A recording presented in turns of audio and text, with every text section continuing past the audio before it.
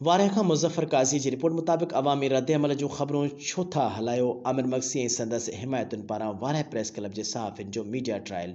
अवाम सां हर मोड़ ते गॾु आहियूं। अवाम रद्दअमल खां ड्रिजनि था त इलेक्शन में छो था बीहनि। पीपी क़यादत आमिर मक्सी ऐं संदसि फ़सादी टोले ख़िलाफ़ कार्रवाई करे।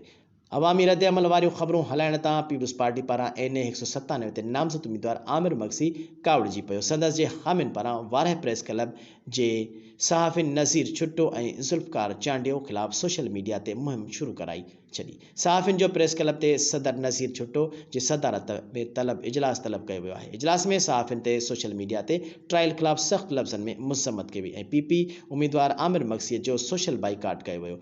संदन जो चवणु हुयो त PP शहीद ज़ुल्फ़कार अली भुट्टो ऐं अवाम खे सरदारनि जागीरनि ख़िलाफ़ ॻाल्हाइण ऐं हक़ सच जो आवाज़ बुलंद करण जो सघ ॾिनी ऐं पीपल्स पार्टी मौजूदा क़यादत पाण खे जमहूरियत जे दावेदार पई सम्झे। PP ticket holder Aamir Maksi सियासतदान न पर हिकु डिक्टेटर वॾेरो आहे जेको हक़ सच लिखण ते सहाफ़ियुनि मथां ॾमिरिजी पियो आहे।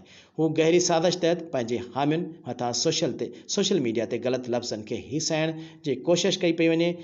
हुननि चयो त PP जी आला क़यादत खां मुतालबो कयो त आमिर मक्सीअ जी साज़िशुनि जो नोटिस वठी पुछाणो कयो वञे।